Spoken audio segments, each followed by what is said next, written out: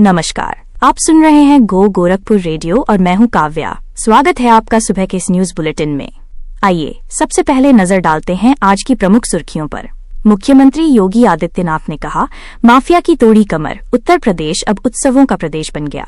गोरखपुर औद्योगिक विकास प्राधिकरण गीड़ा बना, अदानी और अंबानी जैसे बड़े औद्योगिक घरानों के निवेश का केंद्र। दीनदयाल उपाध्याय गोरखपुर विश्वविद्यालय जल्द ही इंजीनियरिंग और प्रबंधन जैसे व्यावसायिक विषयों में पीएचडी शुरू करेगा।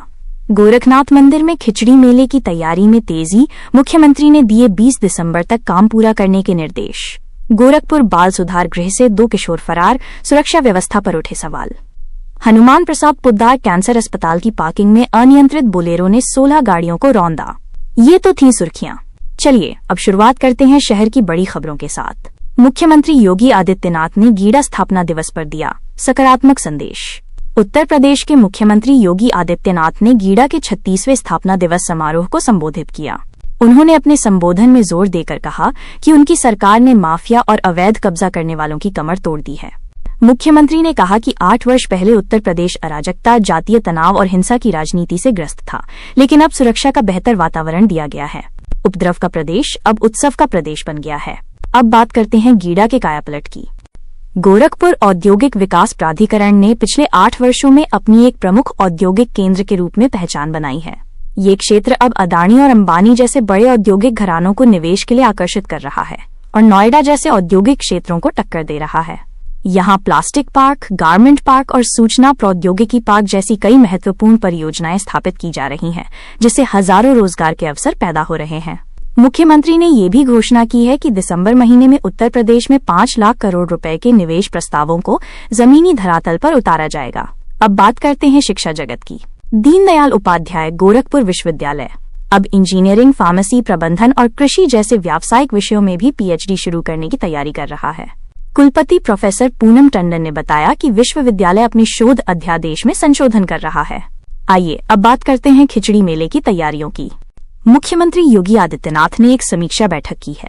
उन्होंने अधिकारियों को निर्देश दिया है कि मेले से जुड़े सभी कार्य 20 दिसंबर तक हर हाल में पूरे कर लिए जाएं। मुख्यमंत्री ने श्रद्धालुओं की सुरक्षा और सुविधा को सर्वोच्च प्राथमिकता देने, स्पेशल ट्रेनें और बसें चलाने तथा स्वच्छता पर विशेष ध्यान देने पर जोर दिया है। रेलवे और रोडवेज ने भी अपनी तैयारियां शुरू कर दी हैं।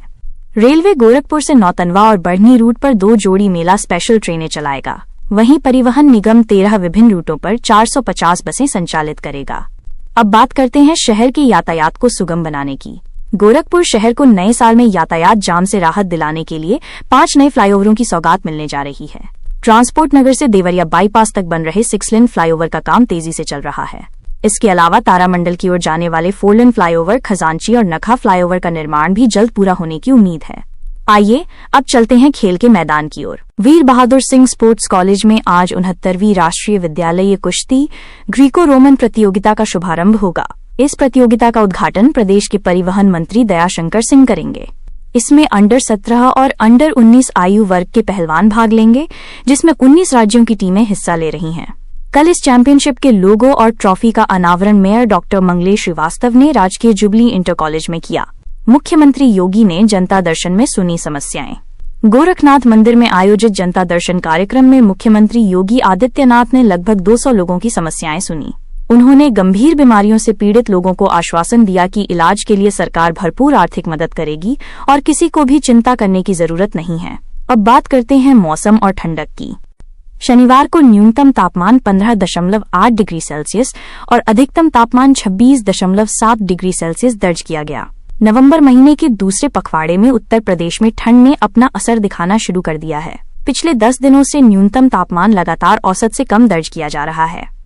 मौसम विज्ञानियों के अनुसार पूर्वा हवा के साथ आई नमी के कारण कोहरे और धुंध का प्रभाव बढ़ा है।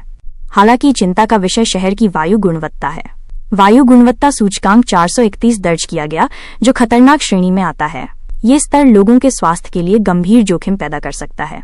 आइए अब बात करते हैं रेल यात्रा की। विलंब के कारण रेलवे प्रशासन को हसनपुर रोड नई दिल्ली पूजा स्पेशल ट्रेन को निरस्त कर दिया है। इसके अलावा आगामी सर्दियों में कोहरे की आशंका को देखते हुए रेलवे प्रशासन ने 1 दिसंबर से 15 फरवरी तक 50 ट्रेनों का संचालन प्रभावित करने का निर्णय लिया है। इनमें से 24 ट्रेनें पूरी तरह से रद्द रहेंगी, जबकि अन्य ट्रेनों के फेरे कम किए जाएंगे। रद्द की गई प्रमुख ट्रेनों में गोरखपुर आनंद विहार टर्मिनस एक्सप्रेस और कामाख्या आनंद विहार टर्मिनस एक्सप्रेस शामिल हैं। आइए अब बात करते हैं देवरिया से जुड़ी एक खबर की। देवरिया के सलेमपुर क्षेत्र में तैनात लेखपाल आशीष कुमार की इलाज के दौरान मृत्यु हो गई। इस घटना के बाद लेखपाल संघ ने अधिकारियों पर SIR ड्यूटी का अत्यधिक दबाव बनाने का आरोप लगाया है, जिसके कारण आशीष की तबीयत बिगड़ी। हालांकि तहसील प्रशासन ने इन आरोपों को खारिज करते हुए कहा है कि आशीष पिछले 2 साल से बीमार थे। और अब अंत में बात करते हैं अपराध जगत से जुड़ी खबरों की। निषाद पार्टी भी साइबर धोखाधड़ी का शिकार हो गई है। कैबिनेट मंत्री डॉक्टर संजय निषाद के पुत्र डॉक्टर अमित कुमार निषाद ने पुलिस में शिकायत दर्ज कराई है कि एक जालसाज ने उनके मोबाइल नंबर का दुरुपयोग कर एक फर्जी गूगल पे खाता बना लिया। इस फर्जी खाते में पार्टी समर्थकों द्वारा भेजी गई आर्थिक सहायता की राशि चली गई। पुलिस ने जालसाजी और सूचना प्रौद्योगिकी अधिनियम के तहत मुकदमा दर्ज कर जांच शुरू कर दी है। गोरखपुर बाल सुधार गृह से 2 किशोर फरार। बाल सुधार गृह की सुरक्षा व्यवस्था पर सवाल खड़े हो गए हैं, जब 2 किशोर खिड़की की ग्रिल उखाड़कर और बाउंड्री फांदकर फरार हो गए। पिपराइच का किशोर छेड़खानी के मामले में और खोराबार का किशोर चोरी के मामले में सुधार गृह में बंद था। घटना के बाद प्रशासन में हड़कंप मच गया। हालांकि पुलिस ने त्वरित कार्रवाई करते हुए एक किशोर को पकड़ लिया है, जबकि दूसरे की तलाश अभी भी जारी है। हथकड़ी समेत भागा चोरी का आरोपी। हिमाचल प्रदेश के सोलन जिले में चोरी का एक आरोपी दीपक पटेल गोरखपुर में पुलिस हिरासत से हथकड़ी समेत फरार हो गया। कुशीनगर निवासी दीपक को सोलन पुलिस चोरी के मामले में गिरफ्तार कर गहनों की बरामदगी के लिए कुशीनगर ले जा रही थी।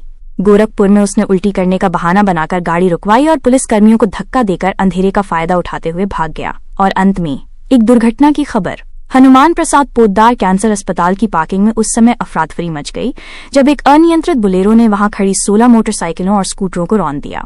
चालक ने बताया कि उसने किसी रिश्तेदार को खून दिया था, जिसके बाद उसका हाथ सुन्न हो गया और वो गाड़ी पर से नियंत्रण खो बैठा। क्षतिग्रस्त वाहनों के सभी 16 मालिकों ने शाहपुर थाने में तहरीर दी है। पुलिस ने चालक को हिरासत में ले लिया है और मामले की जांच कर रही है। और इसी के साथ हमारा सुबह का ये न्यूज बुलेटिन यहीं समाप्त होता है। अपना और अपनों का ख्याल रखें। गोरखपुर रेडियो से जुड़े रहें और हमारे नियमित श्रोता बनने के लिए अभी सब्सक्राइब करें। धन्यवाद।